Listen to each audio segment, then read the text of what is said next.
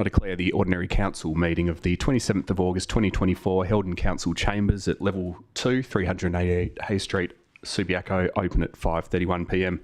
Welcome councillors and staff, members of the public and the media. On behalf of the City of Subiaco, I acknowledge the Whadjuk Noongar people as the traditional custodians of this land, and I recognise their ongoing connection to the land and waterways of Subiaco.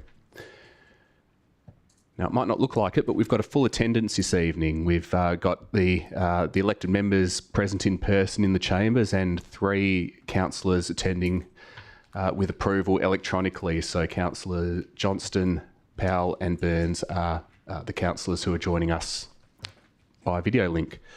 So welcome to you all.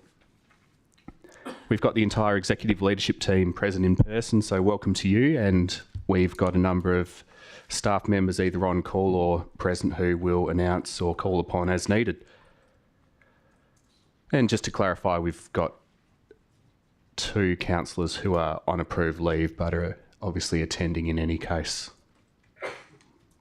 2 or possibly 3. Is Councillor Burns technically on approved leave? All right. Okay, we've got a leave of absence request from Councillor Russell Jones seeking a leave of absence for the period from the 1st of September 2024 to the 17th of September 2024 inclusive. Can I have a mover and a seconder for that leave? Councillor De Vries moving and Councillor Kosovich seconding. Okay, so tonight we'll be voting with a show of hands. All those, and I'll call the vote. All those in favour?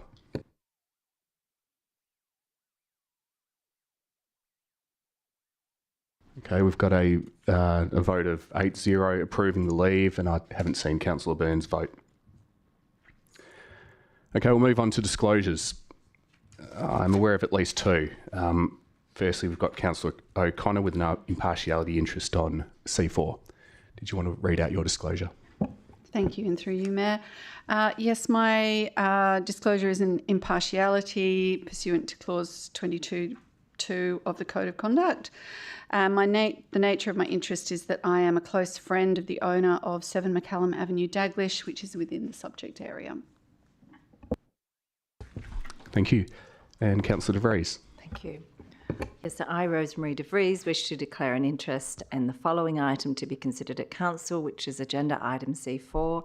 The nature of my interest is an impartiality interest to clause 22.2 of the Code of Conduct for Council members. The nature of my interest is that I am a neighbour in the same street as the residents who have self-nominated to be included on the local heritage survey. Thank you. Are there any other disclosures? No, we'll move on.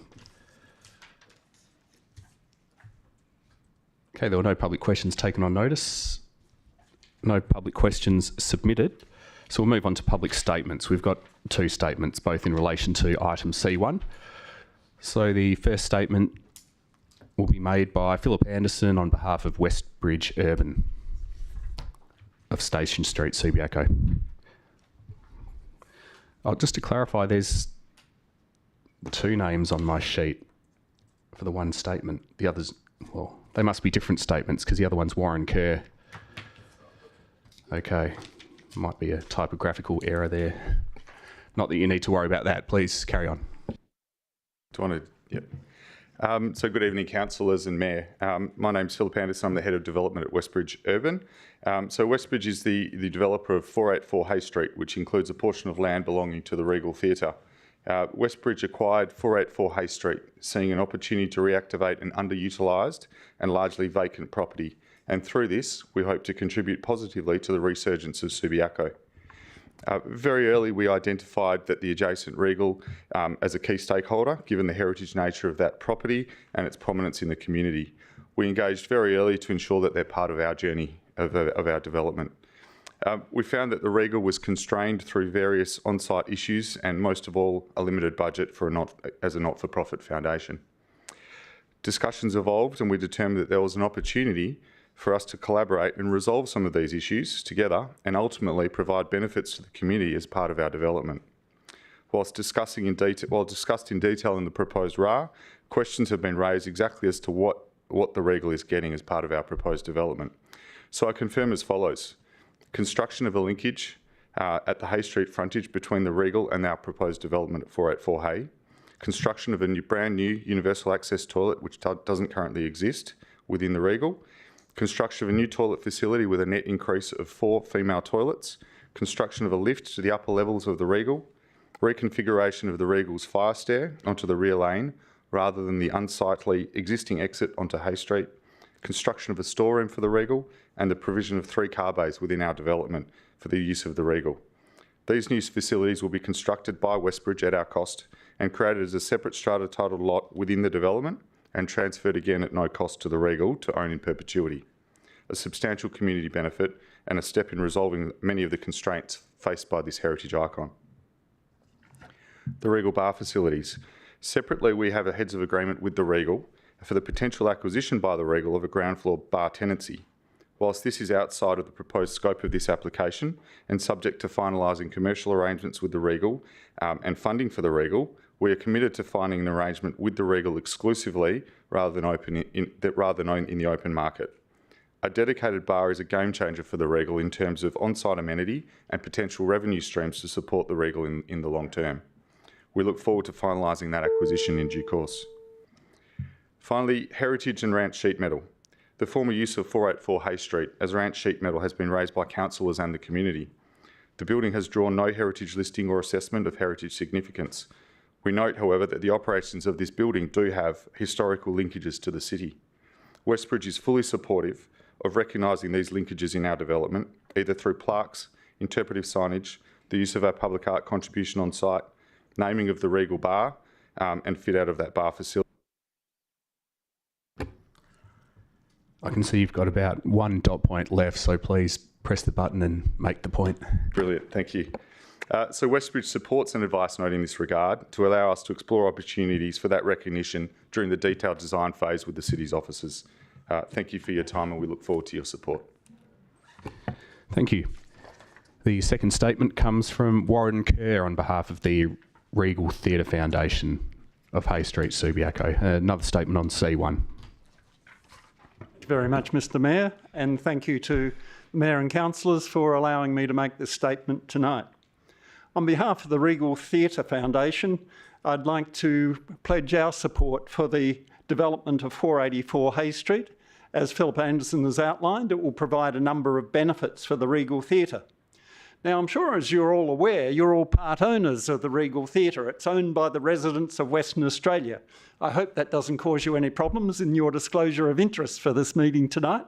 But as every resident in Western Australia is a part owner, I think there is equality in that regard. I have the privilege of chairing the board of directors of the trustees of the foundation for the Regal Theatre, and therefore have been working with Philip Anderson to develop up this proposal from Westbridge to look at the development of the adjoining site and what benefits that could accrue to the Regal Theatre. The amenities that Philip has outlined, I think, will be very beneficial to the patrons.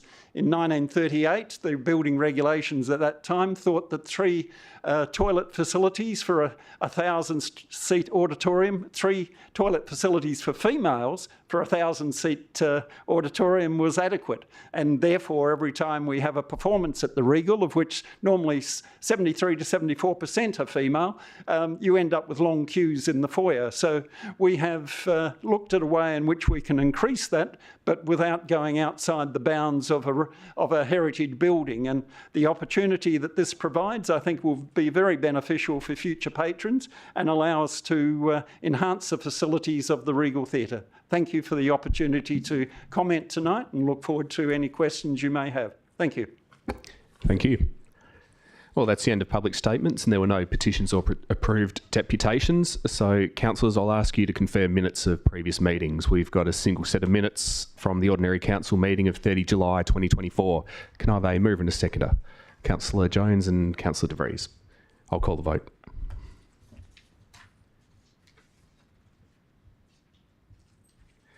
Thank you. Those minutes are accepted unanimously. Okay, moving along, and I'll make a couple of announcements. There's 2 this evening. The first relates to the city's Photographic Awards, an annual event in their 23rd year. We had a very successful awards evening last night for the city's Photographic Awards. And I understand we had over 1,000 entries this year, the highest we've ever had, so the awards just get bigger and bigger.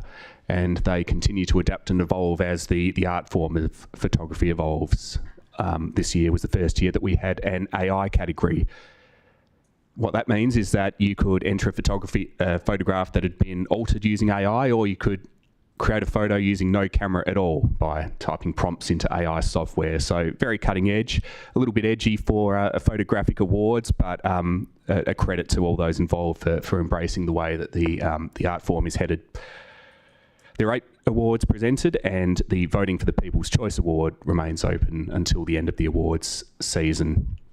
So we're encouraging people to get to the E.H. Parker Library to view the exhibition and to vote for what you would consider to be the People's Choice. It is a changing of the guards on the judging panel. Mr. Dale Neal, our competition judge of the past 21 years, retires after these awards. So last night we took the opportunity to thank him and to wish him well. The second announcement relates to local government rates. I think I will touch on them because whilst they're a distant memory for this council, it's been reported that our rate rise of a low 1.9% was this year's lowest local government rate rise. The media coverage was hard to spot, but it did happen. There are at least 2 articles that I saw it in. The first was about the City of Perth's annual budget, in fact. Our tiny rate rise got a little mention in that, and also another passing mention in an article about a so-called move to end nasty rate rights at prizes. Basically just an article about the state government's ongoing local government reforms, but again, the City of Subiaco's low rate rise was mentioned in passing in that as well. Whilst it's not a race to the bottom with rates in a year such as this one, where we did have the lowest rates rise, I think it's really worth emphasising the point.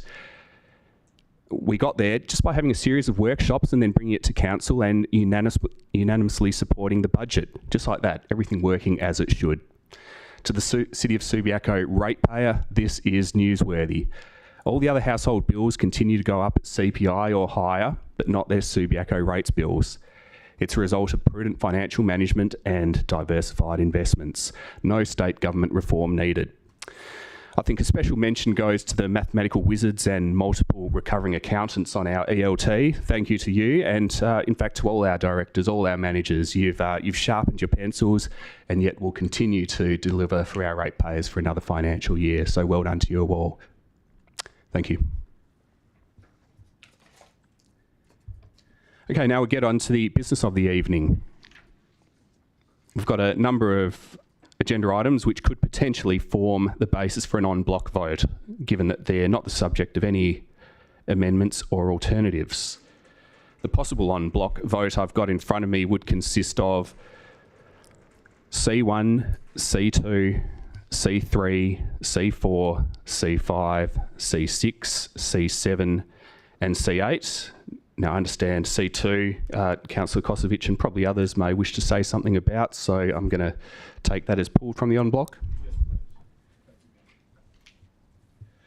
Are there any other agenda items which councillors would like to remove from the en bloc vote? Councillor Powell. Microphone.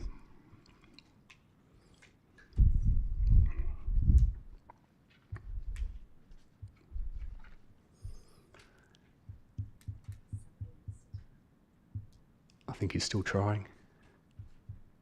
Maybe you can indicate why. Maybe you can post numbers.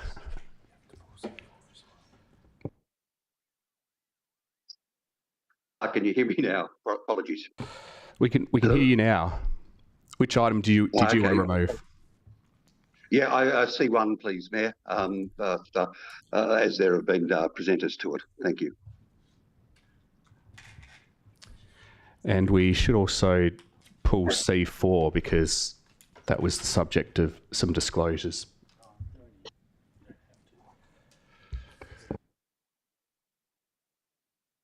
Gosh, conflicting governance advice. Who to listen to?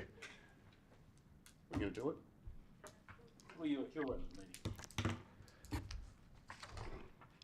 They were both impartiality, weren't they? Yeah, they were both. Yeah, they were both impartiality. Well, we'll remove it from on block. The worst that can happen is that we say little about it and it goes through in any case.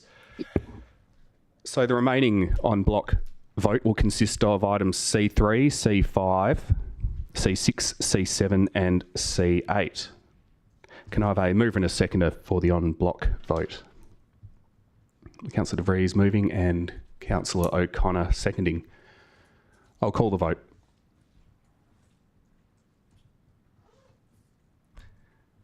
That's okay. That was 8 votes in favour. Councillor Powell, I don't know if you've frozen or you're not voting in support. Oh, yep. Okay. I've seen a hand. And support. Okay.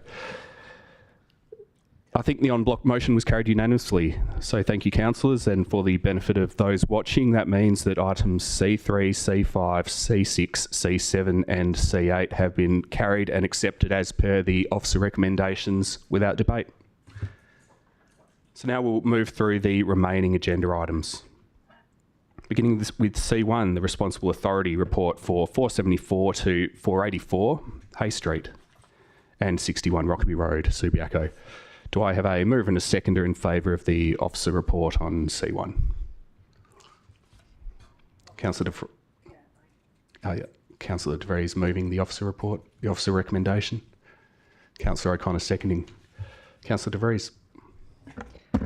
It's a lovely evening when you hear someone come in and tell you that they're doing so much for the community and particularly for the Regal Theatre. So I was pretty encouraged by the officer's report when I saw that there was strong community support, but now I'm even more encouraged because I think I didn't pick up how much community benefit there was. So I know that there was a $200,000 potential universal access toilet that no longer has to be funded by the Regal Theatre, which is a win. I've been to the Regal Theatre and stood in line, so I think people will really appreciate that. And I'm really on the Disability Access and Inclusion Committee, so I'm really pleased that we actually now have a lift. It's unfair with, people who can't access the second story, who wouldn't be able to do that without a lift. So that's actually gold for me. And obviously the other improvements, the storeroom, the extra car bays, and just the acknowledgement of how important the Regal Theatre is to Subiaco is incredibly heartening. Look, I recognise that there's an aspect to any development that brings about change, and I applaud the fact that that little bit of acknowledgement is going to be there with the plaque and with the naming from the historical references to Westbridge. I think that this is going to be good for Subiaco and I fully support it. Having reread it again this morning, I was just feeling a big positive. There's, the Subiaco Activity Centre Plan, LPS 5. It doesn't quite tick every box, but there's a few discretions being sought. But overall, I think we have a win here. So, I hope other elected members support it as well. Thank you. Thank you. Councillor O'Connor. Thank you, and through you, Mayor McMullen. The Regal Theatre is one of Subiaco's places that's on the State Heritage Register, which is the highest form of listing at the state level, as the name suggests. So it's one of our most important buildings, and sometimes to keep buildings in use going forward, we need some creative thinking. And I think this is a really excellent example. And I would commend all parties on their creative thinking.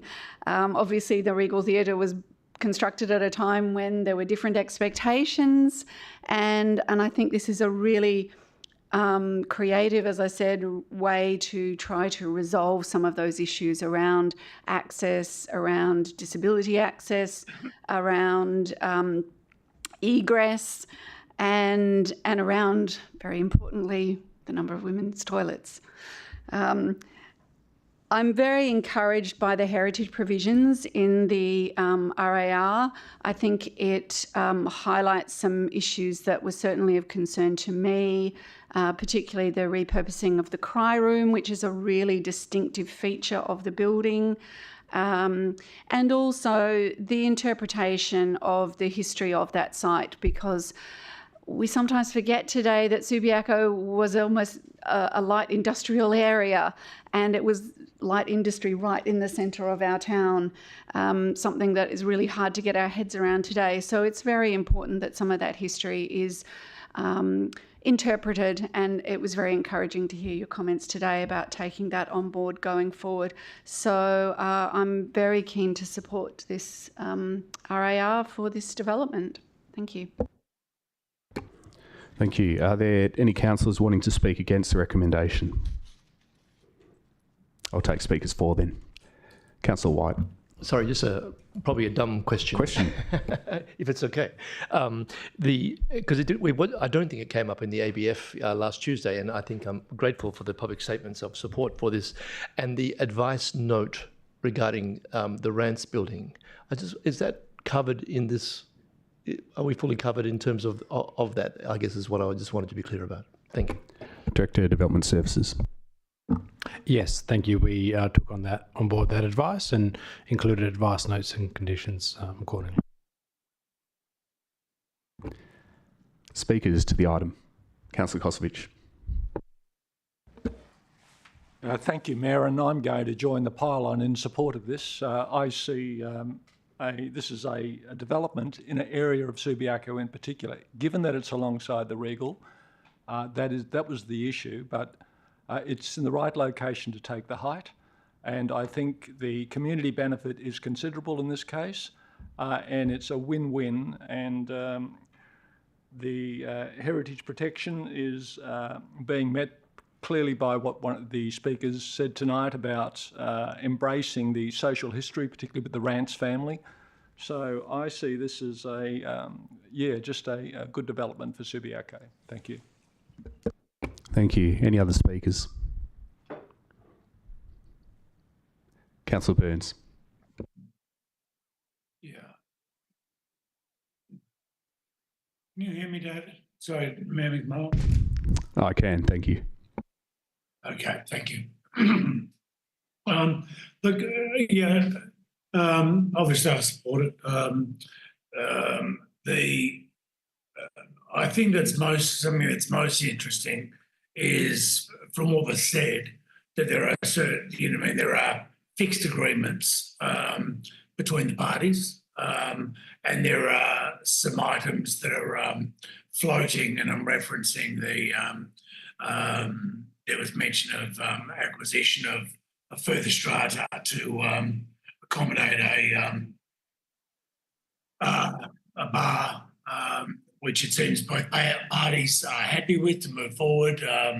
How the outcome is, they're taking on as their responsibility. So if it, how it's negotiated is between the parties. I'm sort of glad that it's not something that's had to be forced through to see that it works. So I wish them well in their negotiations, and hopefully it's a smooth transition with both parties getting a win-win out of it. And that's all I have to say. Thank you. Thank you. Any other speakers? Okay, I will ask the mover if you'd like to close. No, I'll call the vote then. Sorry, his hand just went up. Mayor. Okay, Mayor. Yes, Mayor. we will account for your slow internet connection, Mayor. Rick. No, Mayor. My apologies. I was waiting. Look, I would like a couple of words about Of audio course. is sufficiently intelligible. Okay. Look, this is a significant area in the business centre of our city that's on one of our main streets and next to one of our major intersections. And as others pointed out, it's a movement to our heritage-listed Regal Theatre, the iconic theatre.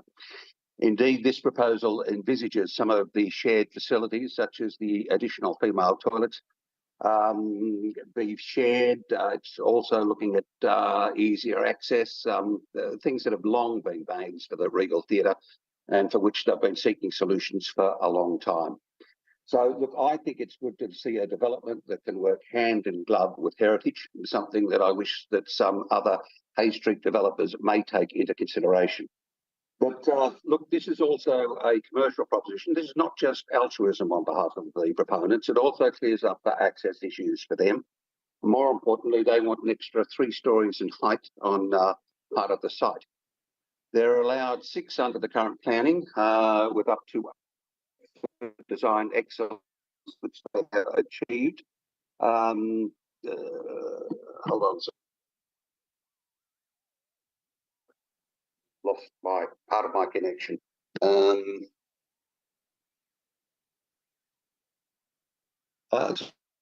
Sorry, which they have achieved, according to our design review panel. And they're also amassing the further height down from down Hay Street from Rockerby. Lowest part of the interface is with the Regal, so it doesn't dominate the old theatre. Now, look, I think they could have just put forward a 6-storey building along the length of the site for the same plot ratio. If you like, a bit of a cookie cutter that would have met planning requirements, but they haven't. They've aimed for a development that is more sympathetic. Look, it is a commercial proposition. They don't want to reduce the plot ratio, but I think this is a pragmatic and a solution and a good design compromise. The Regal benefits with some of its long-standing issues addressed. It's an iconic building, but this proposal has been given the nod by the Heritage Council, and the developers achieved their commercial aims. And I think as far as streetscape and character is concerned, this is a better outcome than what could have been put before us with a 6-storey building. So, look, I'm thanking the proponents and the Regal board and our planning staff for coming up with a solution for what could have really been a tricky site. This just shows Subi is open for business, for sensible. Thank you. Thank you. Okay, last call. I don't think there was anyone else wanting to speak. Can I ask a question? Can I ask a question, Mayor McMullen? And I apologise that I can't put my hand up, but there's new software and I can't see where the hand up button is. So, okay, we'll take a question and then we'll call the vote. Thank you. Through you to where you see it fit. Would I be right in thinking that this is actually not the additional height? Okay, is not something new in that the what is the Vibe Hotel and its surrounding shops, etc., was given. Still an argument whether it's 9 stories, 10 stories, 11 stories, depending on how you look at it. But that was a trade-off from a time when height was much lower, in that the city perceived, and I'm looking for the support of the staff, if I'm correct, the city perceived that by incorporating a new theatre underground under the building, that would be a trade-off for the community to height. Unfortunately, through COVID and economic situations and construction, something's going bankrupt, it never was about. But this is nothing new. It was a fair trade with the Vibe, even though it. Okay, thanks, Councillor Burns. I think we've got the gist of the question. Thank you. Director of Development Services can confirm whether the understanding is correct, I think that's about all we need. Thank you, and through you, Mayor. Look, I wasn't here at the time, but on my research and understanding, I believe that is what did occur. Thank you. Thank you. Now, I've heard earlier, Councillor De Vries, you didn't want to sum up or close? Okay, I'll call the vote. All those in favour of the officer recommendation on C1? Okay, that's carried unanimously with a vote of 8-0. And we'll move on with 8 elected members On to C2, the proposed revocation of local planning policy 7.4. We've got the officer recommendation and a follow-up motion which we can consider after the officer recommendation on C2. But first things first, do I have a mover and a seconder for the officer recommendation? Councillor Kosovich moving. Do I have a seconder? Councillor De Vries seconding. Councillor Kosovich. Thank you, Mayor. I'm speaking in opposition to the officer recommendation, that is to retain planning policy 7.41. Thank you. At last week's agenda briefing forum, planning officers were asked what has materially changed since the inception of the local planning policy 7.4 in 2011, when it was decided that a potential conflict of interest, or at least the perception of one, was best addressed by having independent consultants assist elected members at the State Administrative Tribunal. It was explained that this planning policy was out of date as it references clauses contained in Town Planning Scheme number 4, which was rescinded and replaced by Town Planning Scheme number 5 in 2020. Regrettably, there was little more forthcoming by way of explanation that adequately demonstrated a need, nor a compelling justification for the proposed changes set out in the officer recommendation in support of revoking local planning policy 7.4. Specifically, this was for the express purpose of independent planning consultants being engaged by the city's administration when a council decision is inconsistent with an officer recommendation. That is, it was in effect being removed from a designated role and function of council and being placed in the hands of the manager of planning services. I refer to my I'll just take this down a bit. I refer to my own joint involvement these past 2 years with Councillor Powell in 2 separate contentious development applications, one at 126 Barker Road, Subiaco, and another at 55 Bedford Avenue, Subiaco. When each of these DAs came before Council, they resulted in unanimous decisions against the officer recommendation for approval of the DA. This resulted in both applicants immediately lodging deemed refusal appeals to the State Administrative Tribunal. On both occasions, Councillor Powell and I, as per Local Planning Policy 7.4, sought to engage independent urban planners and were granted immediate access to well-credentialed planners. The consultants engaged by the City to assist us present the case, largely based on objections raised by adjoining property owners, resulted in mediated settlements with significant outcomes achieved, which were subsequently endorsed in final orders at the SAT. Given these reasons, I do not believe our community would support these additional planning powers to appoint independent planners being placed under the auspices of the City's administration. I am also of the view that the revocation of Local Planning Policy 7.4 has the potential to create a perception in the community that Council has, without justification, nor without due care for that matter, relinquished their long-standing ability to seek independent planning advice for DAs which seemingly are always contentious. This is particularly so when a DA has been approved by the City and the City is then seen to switch sides by providing opposing planning advice to elected members who have voted against the officer recommendation and as a consequence are then representing the interest of the adjoining property owners in their quest for justice before the SAT. Accordingly, I do not believe the optics of this would reflect favourably on Council and hence the wisdom of Local Planning Policy 7.4 in the first place. In short, it is still as relevant today as it was when it came into being 13 years ago. I conclude by stating Council's critically important oversight role in planning-related matters when Council decisions are inconsistent with officer recommendations would be compromised should the officer recommendation be approved. Accordingly, I am seeking your vote in opposition to the officer recommendation, ostensibly to ensure Council retains control of its designated planning policy powers to engage independent planning consultants as and when the need arises, in keeping with its critical oversight role of the planning framework. Thank you. Thank you. Councillor De Vries. Any other speakers to item C2? Councillor Burns. Thank you, Mayor McMullen. I fully support Councillor Kosovich's. There's not much more I can say. It's well written and well spoken. I will note the one thing just out of his statement, and that's what I would call the chipping away of what we do and what the staff does. Okay.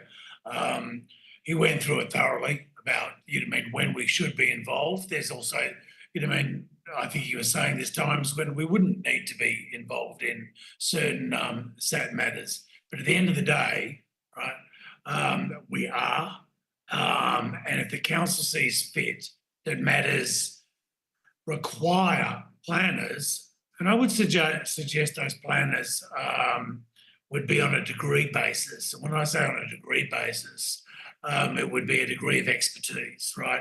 There are some things that some planners, younger ones, can handle. They're minor, they're quite capable of going to SAT. And there's some times when you need to bring out the big guns.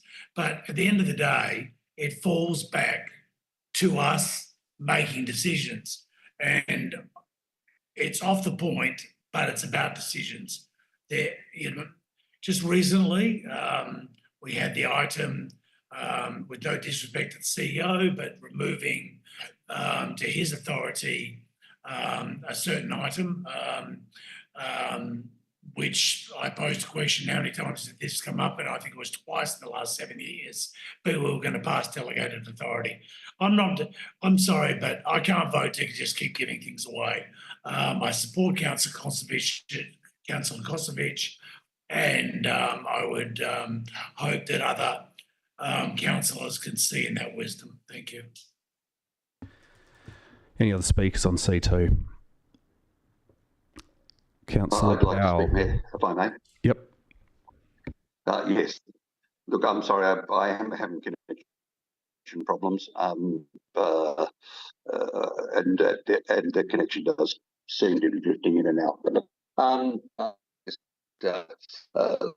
A dozen years ago, a wise council decided to introduce a policy that dealt with the seeming conflict of interest when a council refused to support an officer recommendation in regard to a planning application, and that matter then ended up in the state administration.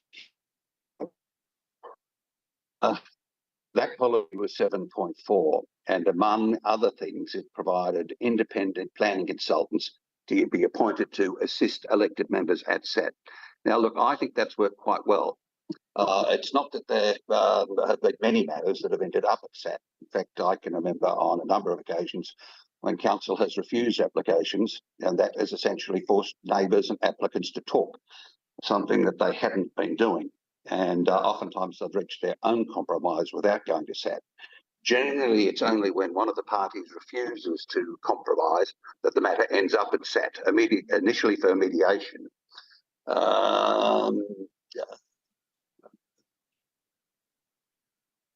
Initially for mediation. Look, what's more, I don't think it's gone to a full SAT hearing since I've been on council.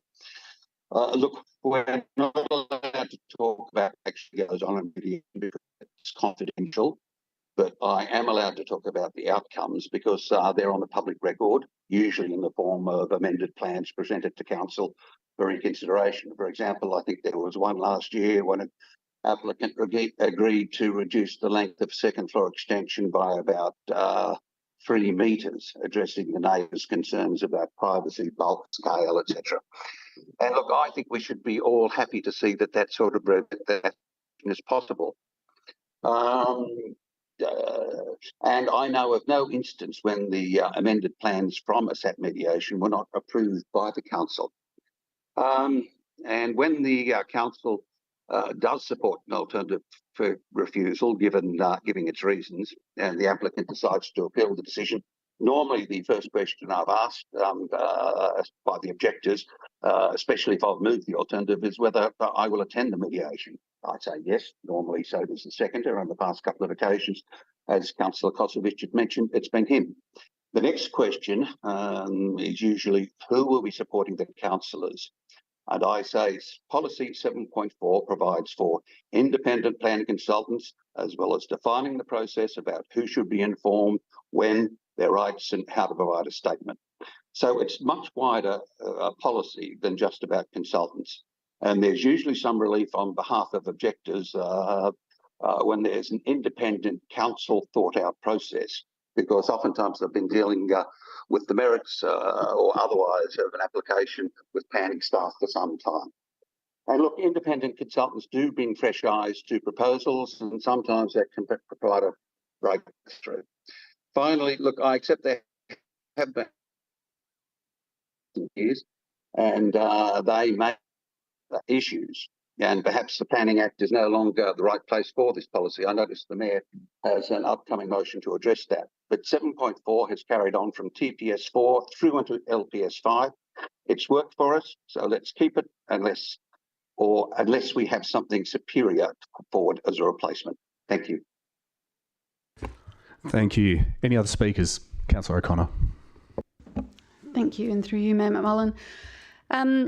While I don't have the same concerns about the impartiality of planning staff attending SAT and representing council decisions as they're legally required to do, I nevertheless see that there may be times when independent planning consultants may be requested by councillors, and I see that as a desirable option to have. I appreciate that many items in LPP 7.4 are redundant and therefore it is in need of a refresh, but I feel that revoking this policy at this time is premature without something else to take its place. Thank you. Any other speakers? Okay, I will ask Councillor Kosovich to close. Okay, Councillor Kosovich will not close, so I will call the vote. All those in favour of the officer recommendation? All those against?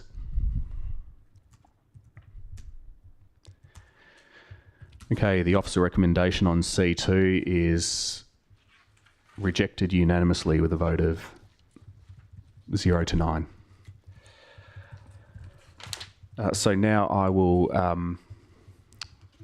try to move and have a seconder for the follow-up motion that I've submitted. If there's a seconder, I'll vacate the chair and I'll debate from Councillor Kosovich's chair, and I'll ask the Deputy Mayor to preside. Do I have a seconder for the motion that I submitted prior to the meeting? Councillor O'Connor seconding. Thank you.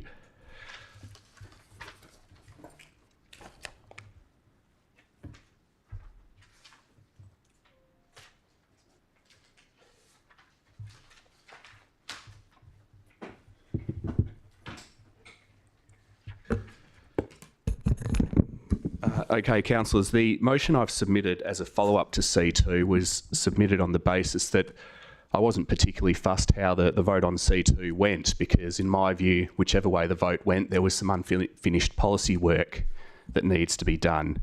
And that is to address the types of circumstances in which we can expect independent planning consultants will be engaged when a matter goes to a SAT mediation. The thing about LPP4 is that it's out of date. The planning framework has since changed, and by that I mean the legislation as well as our own planning scheme. And if you refer back to the officer recommendation, it actually outlines all the things that Local Planning Policy 7.4 covers, and a lot of those are now dealt with in the SAT Act and SAT information sheets. So it does seem that much of the policy is redundant, but the one thing which I think is still of interest to this council is the thing we've just been debating for a little while on C2, and that is the circumstances in which that independent planning advice will be available. So that's why I've submitted this motion. It's to request that a new policy be prepared. It won't be a local planning policy within the meaning of the Planning and Development Act. It will simply be a council policy. The reason for that approach is we've received advice that this type of subject matter actually doesn't belong as a local planning policy anymore. If council is of a mind to make a policy on this type of subject matter, then it's an administrative policy just like the various other council policies that we make from time to time. So the proposed policy would be made as a council policy, as an administrative policy, and if this motion's carried, it would reflect a number of principles. Now, points 1 and 2 are taken straight from email advice, which I've received from the Director of Development Services. Advice to the effect that already and going forward, it would be the planning officer's intent that generally they'll engage independent consultants to assist in mediations where, for example, the necessary technical skills are lacking, or there's internal resourcing issues, and or where a mediation involves complex technical issues. And there is a stated intention from our current staff that where council makes a decision which differs from a planning officer's recommendation, staff will consult with us, the elected members, to understand the council position and expectations in order to help further that position at a SAT mediation. But the reason I wasn't content to just leave that in my inbox is because an email from a guy is just that. It's an email from a person who's an employee at the moment, and we value you, Director of Development Services, but you won't be here forever. Policy, however, has a degree of formality to it. The council carries the policy, and that will guide the operation of the city in this space for some time to come, and that's why there's value in not throwing out the baby with the bathwater and retaining the key part of LPP 7.4 that I think we're most interested in. Now, to the extent that there is this perceived need for independent advice when the council position differs from a planning officer's recommendation, that's where point 3 comes in. Essentially, it reflects the policy position that has existed in LPP 7.4 up until now, with the carve-out that if all parties are happy, if all parties are content, then the external planning consultants will not be engaged, because all parties have been consulted, all parties are comfortable proceeding with the support that's available from our internal planning staff. And I think that's important. I think we need to give them some credit and to empower them. And I liken the role of an internal planner to that of an in-house legal counsel. That's a role that I've had previously, and it would have been my expectation in those types of roles that any external legal advice was briefed out through the internal legal function. And I'll just wrap up shortly. And similarly, the organisations I've worked with that have had their own in-house legal counsel would receive external advice through that internal resource.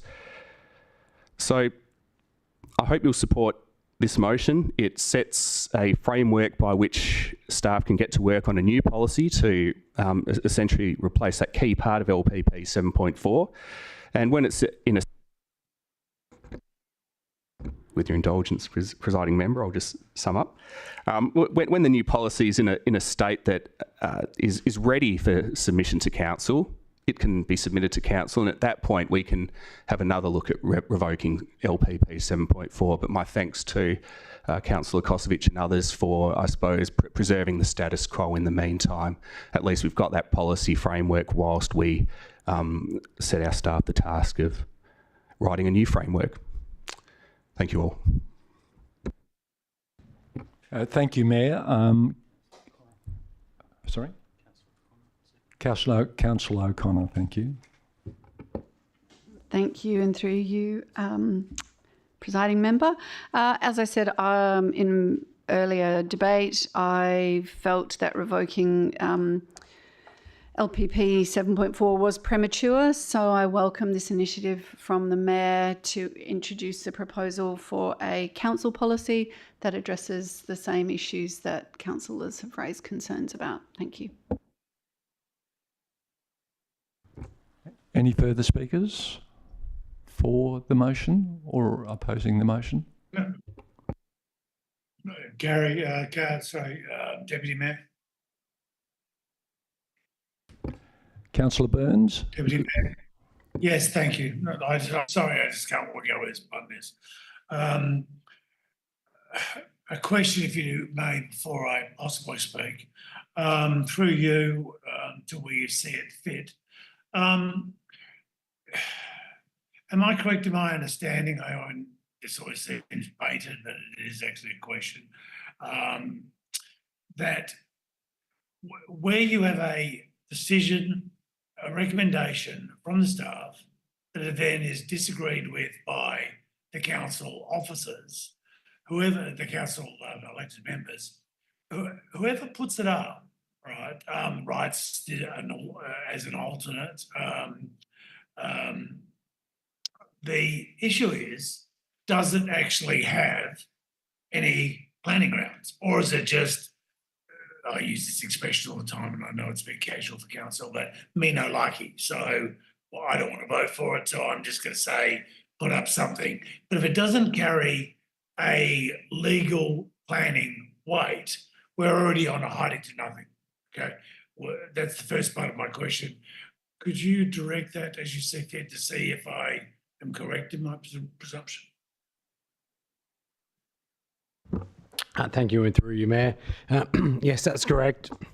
All planning decisions need to be based on planning grounds, and decisions either way that aren't are very tenuous. Thank you.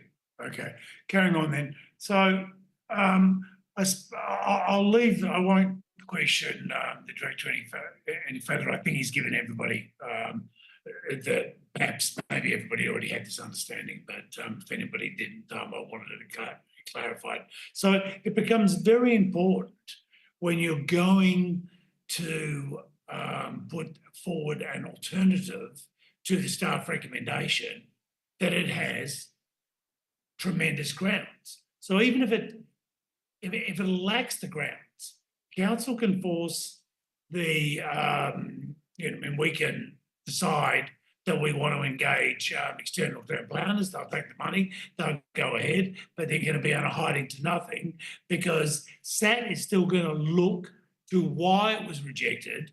Not even though it's de novo, it will still go back to why was the professional staff disagree with. That's why I'm always very careful with my alternates when they come up occasionally.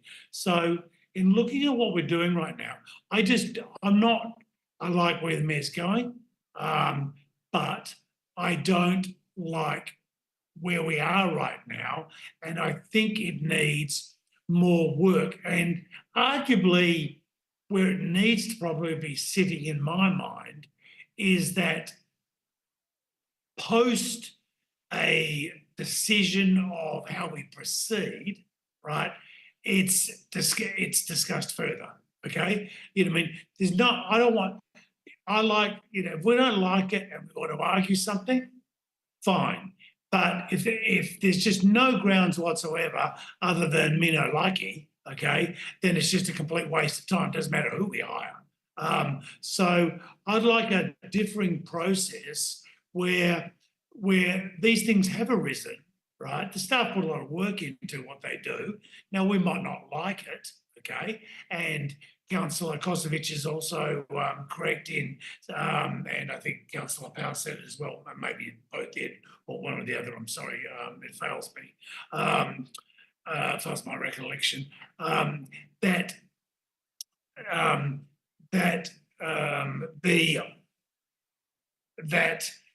the parties end up coming to an agreement anyway because of SAT. Now, that is true, but it doesn't go back to the underlying legislative nature of it. So I'd prefer to see this item, and I can't move it myself, sent back, withdrawn. I hate to say workshops, but I'm sure the staff could come up with something without a workshop. If we sent it back, it could be redrafted into a softer form where the councillors, the elected members, get another look at it, and whether or not it is a wise decision to actually proceed, because we're just not burning our ratepayers' money. So, look, I think you know where I'm going. I could be eloquent. I'm sorry I'm not there tonight. I'm just plumb exhausted. So also excuse the way I'm speaking. I'm not being that clear, but thanks for your indulgence. Thank you. I'll ask Mr. Petrovsky to address that question from you. I figured that was actually not even a question, but he can address it.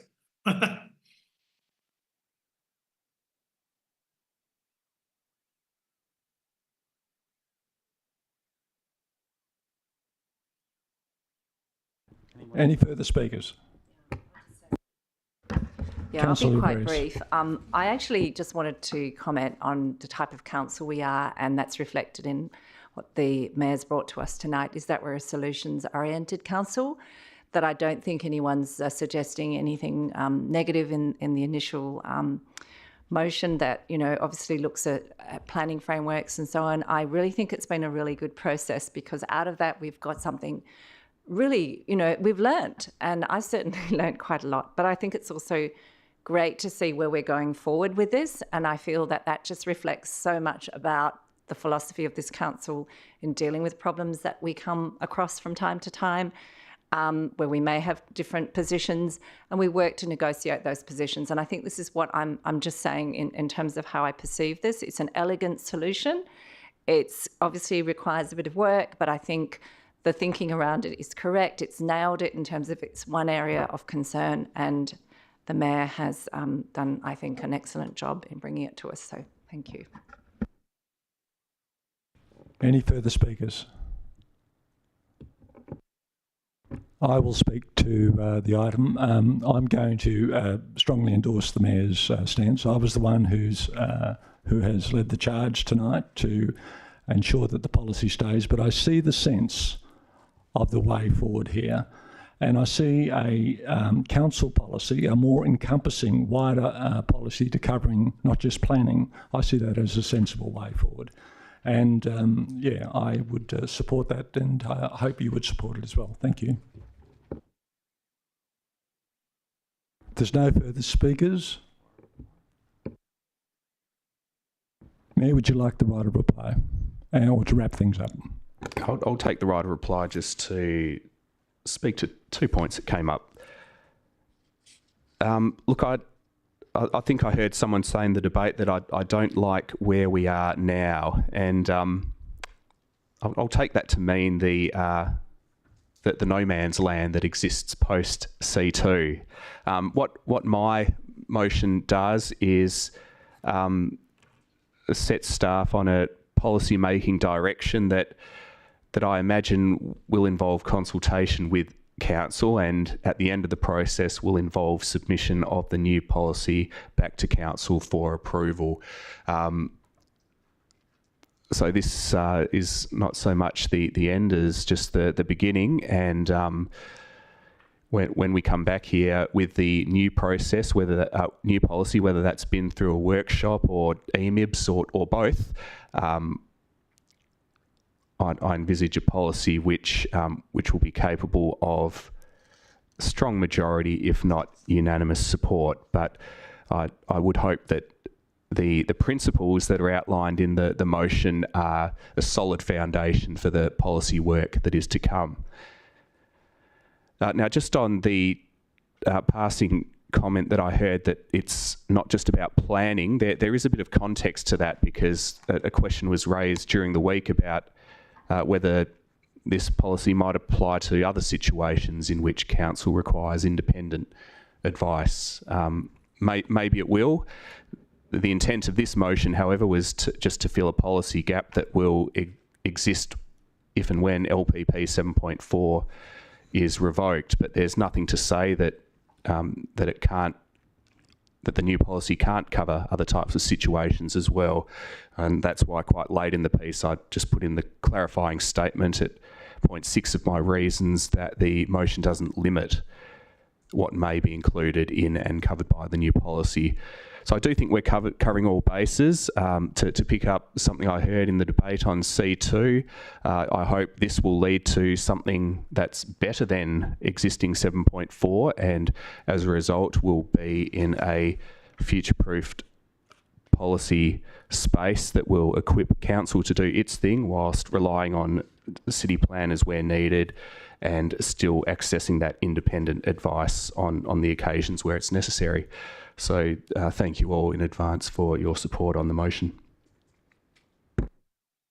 Thank you, Mayor. Any further speakers before I put it to the vote? Okay. Those in favour? Carried. Those against? Sorry. Those against? 1. Okay.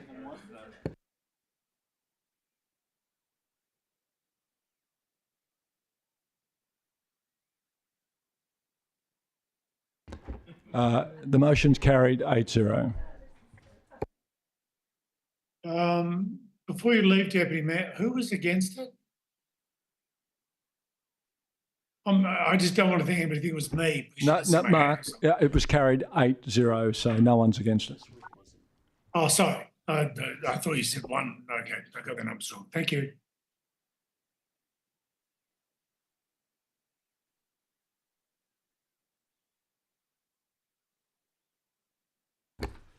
Okay, thanks everyone. Moving along, C3 was covered in the on-block vote, so we'll move on to C4, which was the Daglish Precinct Local Heritage Survey, pulled from the on-block because there were 2 impartiality interests declared. No one needs to leave the room. Arguably, we didn't need to pull it from the on-block at all, but I'll see if there's a mover and a seconder for the officer recommendation on C4.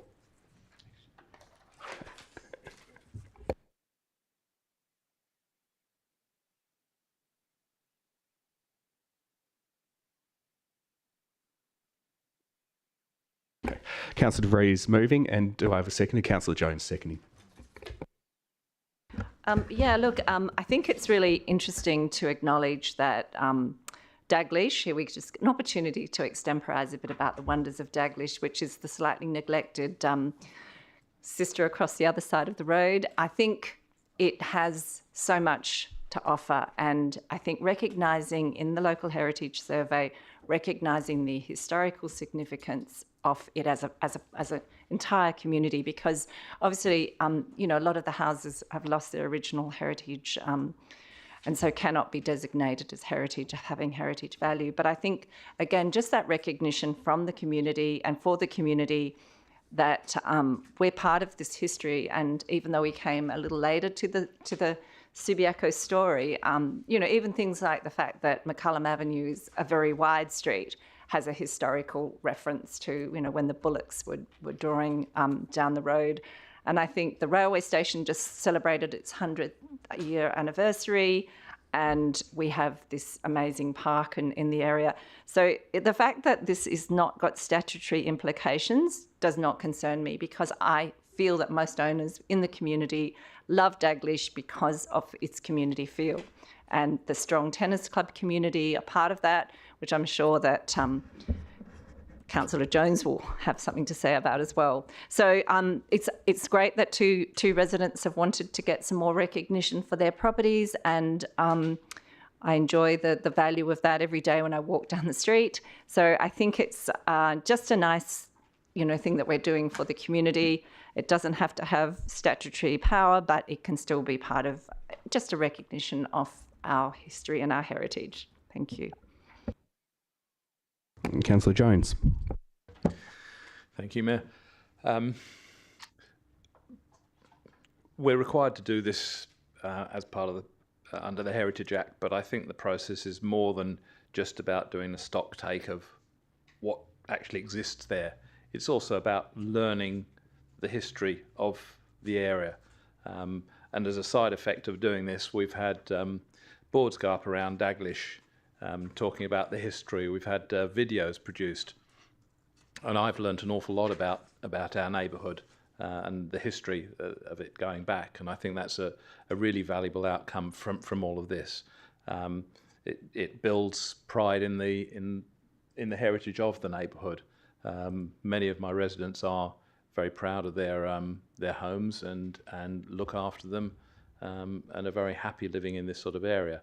I'd especially like to thank the Heritage Reference Group for all the work that they put into this.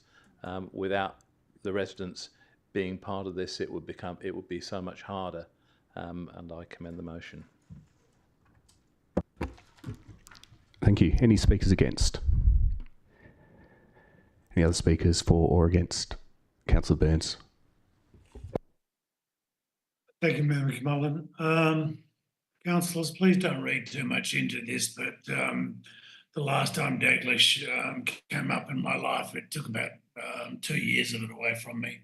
I am going to vote unless somebody convinces me that speaks post what I've got to say otherwise, against it, just because I agree completely. There are a lot of people in Daglish that fully support it, but it has been my experience when other members of the community start hearing words like heritage and things like that, they come out of the woodwork like a snap-slide storm. So, well, actually, it's not even a saying. Anyway, they appear. So I'm in the negative just because of my past experience with what took place in Daglish with regards to several issues, the carport issue and other matters. Councillor Powell's pretty familiar with all this sort of stuff. So don't, as I said, don't read too much into it, but and I'm sorry for the people that want it, but it will not find my support unless I'm convinced otherwise. Thank you. Thank you. Any other speakers? Councillor O'Connor. Thank you, through you, Mayor McMullen. Yes, I support this recommendation. I'd note that it's already been advertised for 31 days. There's been extensive public consultation. Everybody has had an opportunity to put forward any concerns that they have, and obviously some owners have said that they wish to have an additional level of recognition for their individual properties, which is wonderful. I think it's really important to stress that this type of heritage listing is a non-statutory listing. It doesn't carry with it any provisions, any requirements. It's a recognition of something, but it doesn't bring anything with it. So it's not anything that anyone in the community should be concerned about. It is something to celebrate. It's a beautiful set of records about houses in a snapshot in time and the area's history. And I think that that's just fascinating and certainly something I would commend people to have a read of if they haven't already. It's a really beautifully well-researched piece. So I don't have any concerns. I don't have the same concerns as Councillor Burns about this progressing this at all. And I think the level of concern that's come from the community is an indication that that the community has that same feeling as well, that this isn't something to be concerned about. This is something that just recognises a snapshot in time. Thank you. Thank you. Any other speakers? Okay, Councillor De Vries, did you want to close? Yeah, just briefly. Thank you to Councillor Burns for recalling that time, and certainly concerns that were quite strongly held by the community were for different reasons, and I think it goes to what Councillor O'Connor's just mentioned, which is the statutory nature of the previous proposal. So I feel this strikes a balance, which is why in this instance I do support it. I certainly wasn't supportive of the previous iteration of heritage that came to Daglish. So I think it's about striking the balance, and we can't just, imagine that Daglish doesn't have, heritage value. But I think it's really important that going forward we don't push for a framework that doesn't give homeowners a sense of that this is the right balance. So I think this strikes the balance for me, and I'm really happy with it. I've given it quite a bit of thought, obviously in the past as well, when I was, probably one of those loud community members. But, I think I see it from the perspective of what we need to do for our community, and as part of our strategic community plan, recognising these important places. So again, I do encourage you to support it. Thank you. There's no other speakers left. Well, thank you for closing. I'll call the vote. All those in favour of the recommendation on C4? All those against? I'll call the recommendation carried on a vote of 8-1.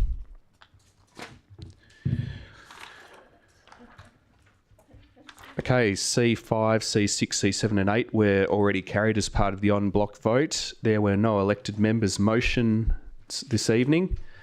There's no urgent business that I've been made aware of, so I'll therefore look to close the meeting to the public so that we can deal with 3 confidential items. The first 2 confidential items would be confidential on the basis that they are to deal with a contract that we're proposing to enter into. And the third confidential item relates to matters affecting an employee. Do I have a mover and a seconder for a procedural motion to close the meeting under Rule 7.1H of the Meeting Procedures Local Law? Councillor Kosovich moving the procedural motion and Councillor O'Connor seconding. I will call the vote.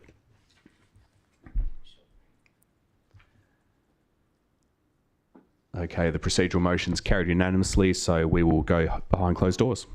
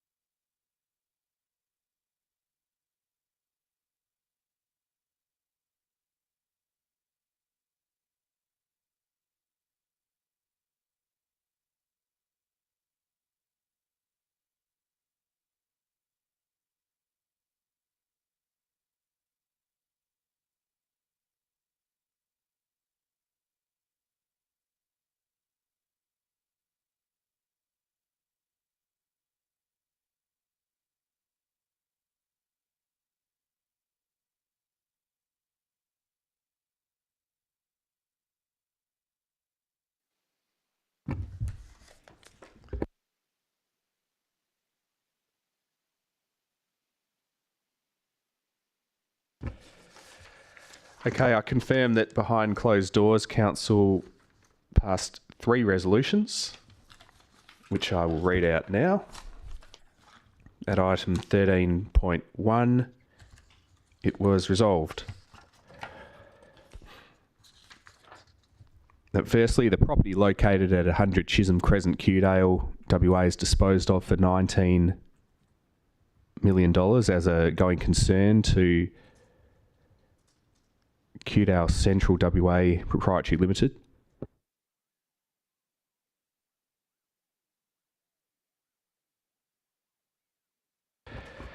ACN 678 137 703 as trustee for the Kewdale Central Trust, ABN 651668808081, noting that no submissions were received during the local public notice period relating to the proposed sale, and the Chief Executive Officer is authorised to execute any documents, deeds and agreements necessary to give effect to this resolution.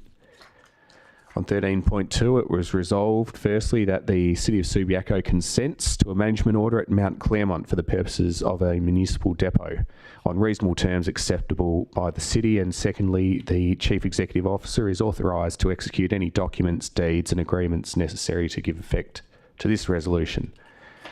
And finally, on 13.3, Council resolved that the CEO performance review for 2023-2024 is endorsed, and the CEO performance criteria for 2024-25 are adopted as recommended by the CEO performance review panel at attachment 1, and Council endorses a 4.5% inclusive of superannuation increase to CEO Cameron's remuneration for 2024-25.